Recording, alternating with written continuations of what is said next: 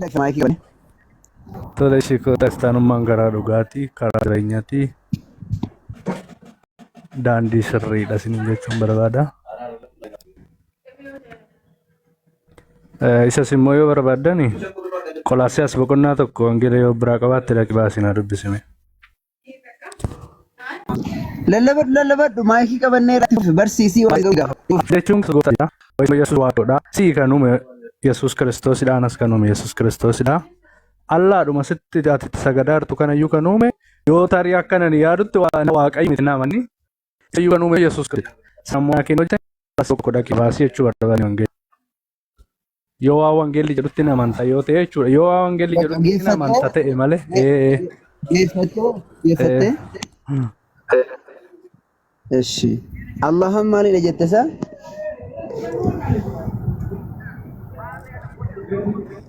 Allah waaqayyo mitis hin jedhe.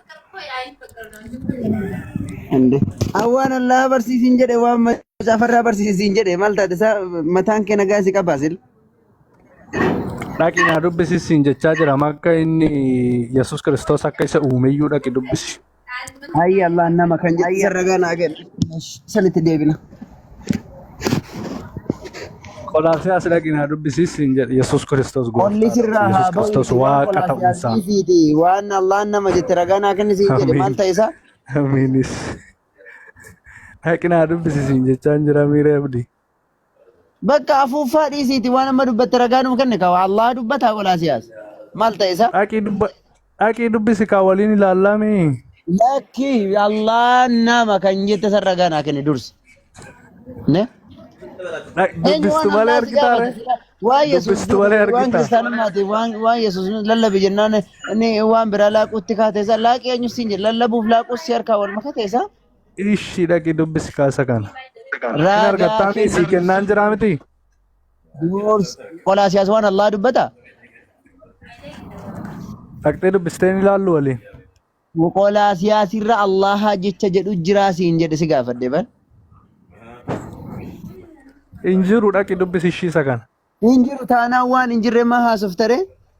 Awwaan jiru lallabadhu siin jedhe barsiisila kabaja wallaalte malee bar an kabajaan mana kiyyatti si affeeree nama 400 meeqa irratti barsiisii siin jedhee kiristaanummaa irraa barsiisii siin jedhe ati immoo asii waan biraa laaqxaasaa. Si barsiise kinootii siin jechaan jira miira waan hin beeku. Eessi ragaa naa kenna Allahan nama kan jette. Ragaa sitti maan jira mii dhaqxeen dubbifture. Allahan nama kan jette ragaa naa kennii siin jedhe. Waanuma hin taane haasoftaa.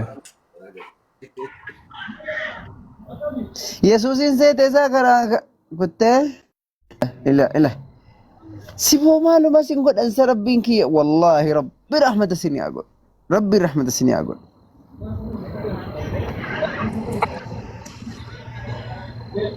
Abbu Oh, akkam nagaa nageenyi badhaadha. badhaadha kan nyaatan qocoodha. Alaaki kan nyaatan dhadhaadha. Nagaan gooftaa isiniif haa baay'atu. Qoocoo isinitu nyaata. Ameen. Ati qocoo nyaattu? Ani nyaadha. Maaliif?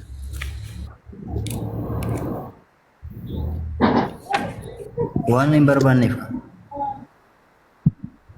Maaliif hin barbaaddu maa soorata miti?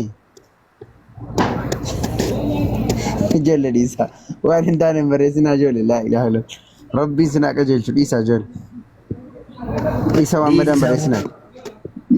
Isaan warra ruuzii quufee waan nyaatu ruuzii macheesse. Warra akkas jedhu warra ruuzii macheesse dhadhiisisaan. Warra qulqurree walaa buusanidha.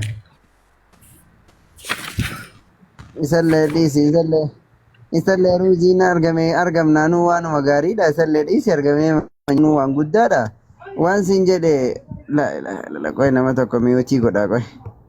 Waan hin taane barreessinaa jennaan didaniimi. Ayya mi'ootii si godheera kalas. Dhiisaa ijoollee waan baddaan barreessinaati. Dhiisaa mee obsa. Eenyu na gargaaree mi'ootii godhamee nama balleessu waa badaa barreessan. Na gargaarame nama arraba barreessu hunda mi'ootii godha na gargaaraati. Har'a in xaraga wallahi wabillahi in xaraga. Nama waan badaa barreessu hunda in xaraga eewa. Na gargaaramee intanaa godha miutii godha warra waan badaa barreessu.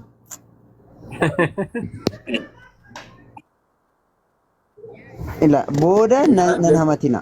Miutii goota jettanii akkanan komanne jechuu. Gurbaan kutee argitanii la? Argitanii? Mucaan kute. Hasbi Allah. Hasbi Allah wa ni'mal wakil. Hasbi. Isi akkam taana gaa isiniifuu akkamiin lallabanna re?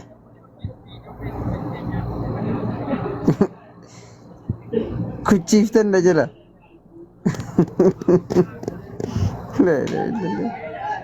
In obsitanii fi meesin. Obsa yoo jarri daangaa darbannutu hin jirra likkii galchina. Isin ammoo dhiisaa dira dhiisaa. Geetu. Geetish. Ish. Geeti. Akkam nagaa. Maashaallah nagaadha akkam. Wayye jiru ustaaza wal jala kana.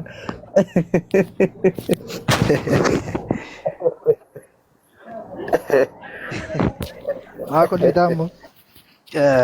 Aku ustaaza nargeer. Ustaaza gola assalamu alaikum.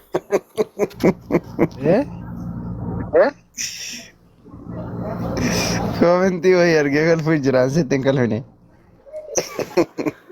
Yes, comment.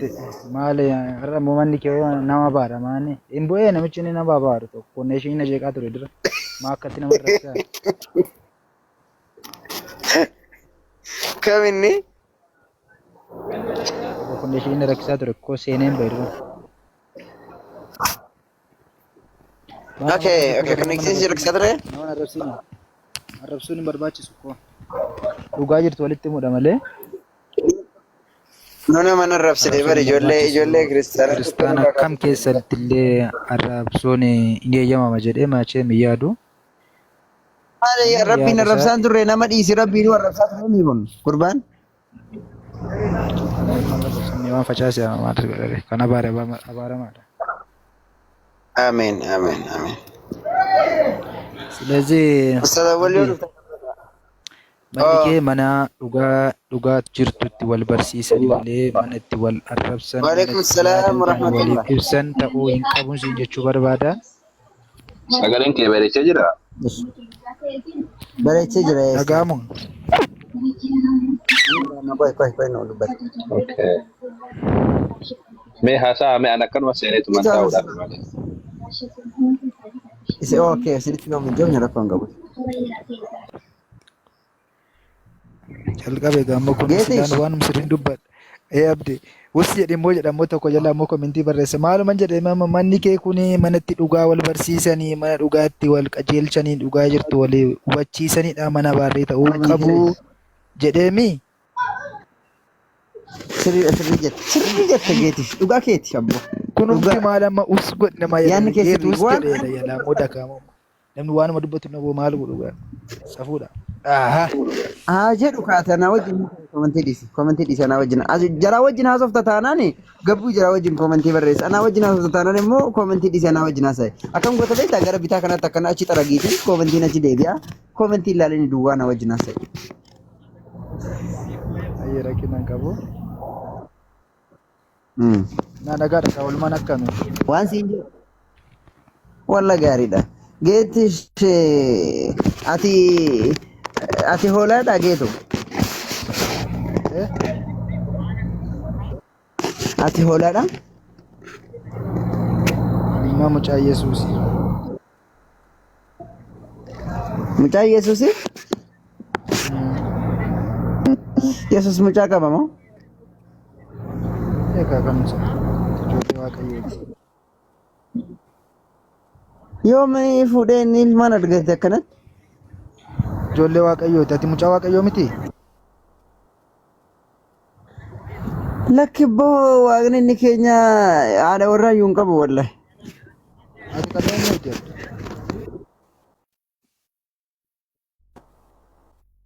Kan Muusaati.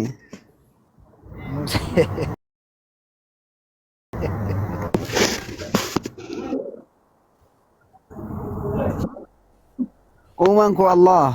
Maaree erga kanummaan kee allaa ta'e immoo allaan kan allaa miti reetam.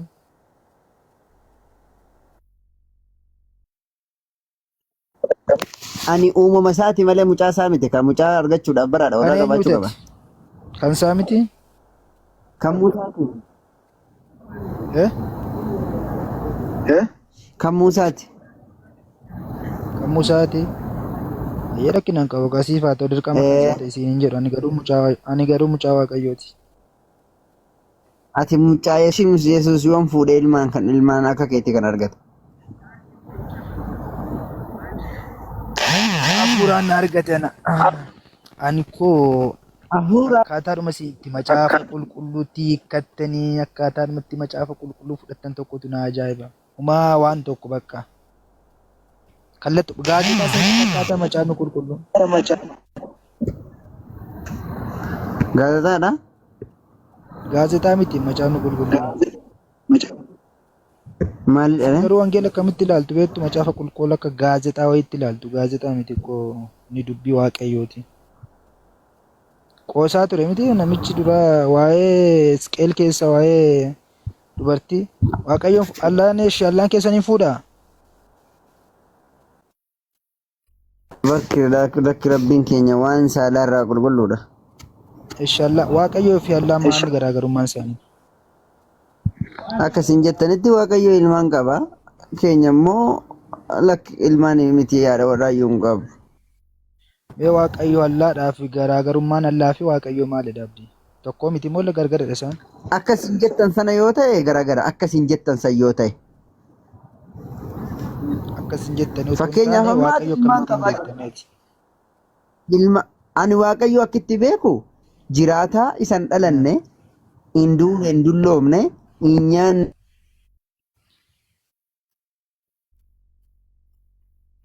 Eeshi.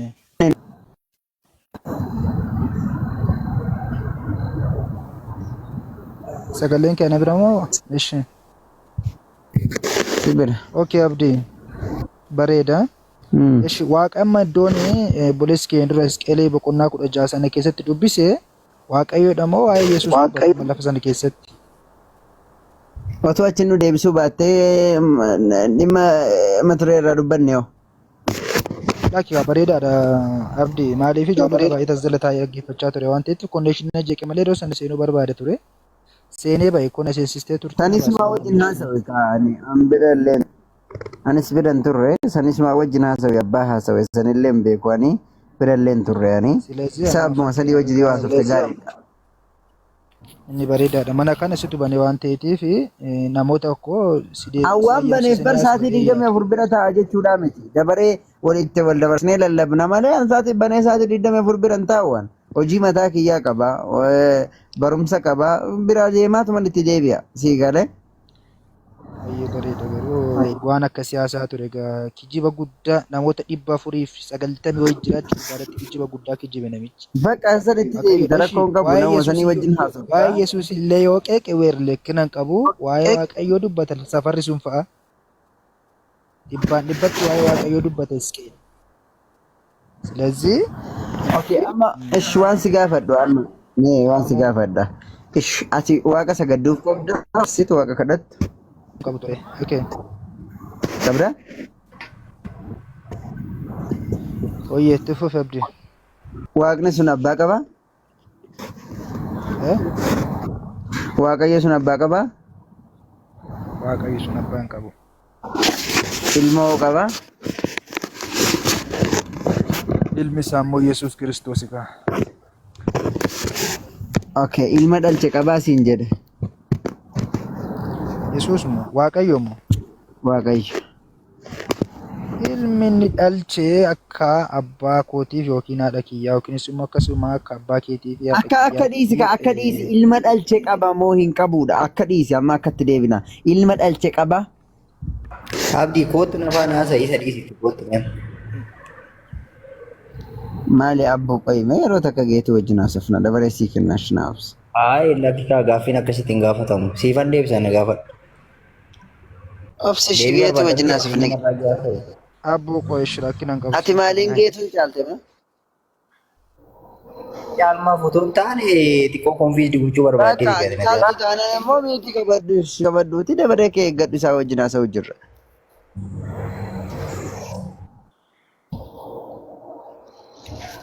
Geetish. Abbo naasuf taqoy abdi akkaataan itti walii galuu keenya tokko dura dubbadheedha lafa kana keessatti dhugaa ta'e wayii hubachuudhaaf hidhatee yaada. Akkana. Silazii waaqayyoo fi isaatii kan fakkeenya sii fudhadhe ko fakkeenya maaf jibbitu siin fakkeenyi akkam fakkeenyaaf an abbaa fi haadha qaba abbaa fi haadha qaba fedha abbaa fi fedha haadha kiyya irraan uumame jechuudhaan akka namummaa kootti atillee akkas waaqayyo garuu gadi bu'ee akka kanaatti yookaan qaama dubartii saalaa wajjin wal quunnamtii saalaa godhee otoo hin taane hafuura qulqulluudhaan Maariyaam keessa garaa Maariyaam keessa buufatee hafuura qulqulluudhaan Yesuus Kiristoos ulfaa'ee dhalate. Inji akka kootiif akka kee fedha dhiiraa fi fedha fooniiti waan mul'atee miti Yesuus. Okay, waan si gaafadhe amma Waaqayyo okay, Waaqayyo ilma dhalche qabaadha. Ilmi dhalche ilmi isaa hafuura qulqulluudhaan kan dhalate Yesuus Kiristoos. Yesuus Waaqayyotu dhalche? Hafuura qulqulluudhaan nuuf gameechaan jira. Kanaafuu Waaqayyo dhalcheedhe? Hafuura qulqulluun uumame garaa Maariyaam keessatti hafuura qulqulluudhaan uumame.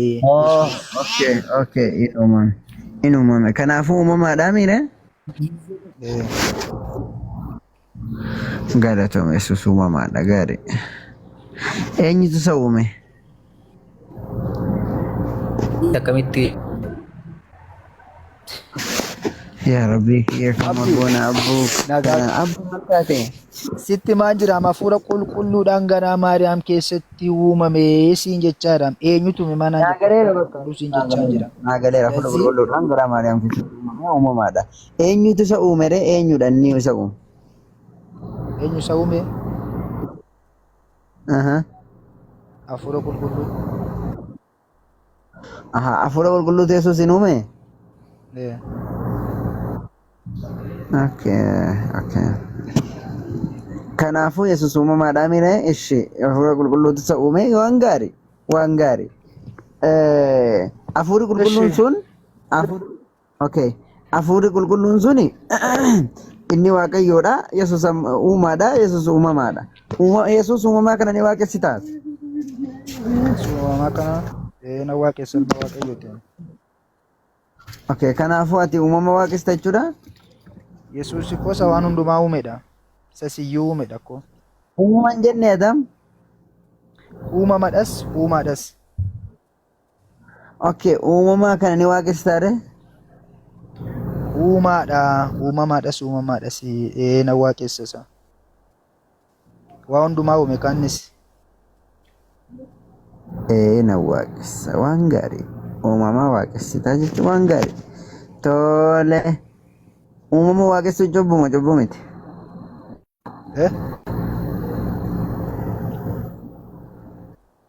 Uumama waaqessuun cubbuudha moo cubbuu miti? Uumama waaqessuun? Cubbuudha malee. Kanaafuu ati cubbuu hojjetaa jirta jechuudha? Cubbuu hojjetaa jiru akka amma otoon si waaqesse abdii isa fooniin dhalate yookaanis immoo qaama foonii yookaanis immoo fedha foonii fedha dhiirarraa dubararraa uumame otoo waaqesse cubbuudha. Inni kun garuu fedha hafuura qulqulluutiin ofii isaayyuu hafuura qulqulluu. Nu haasawee xiqqoo dadhabeera. Silazii kanaaf inni tokko. Ishin nasa abdi rakuma. Geetu. Wey. Yesuus uumamaadhaami? Uumaadhas. Isa uumaatti dhufna rakkoon qabu. Uumamaadhaami jalqaba? Ofuma isaayyuu uumaadhaan jedhan. Isa uumaatti dhufnaan siin jedhe isa uumaatti dhufna waan inni uume illee nuuf idda rakkoon qabu ragaa nuuf baastaa isa. Uumamaadhaami sammaa uumama.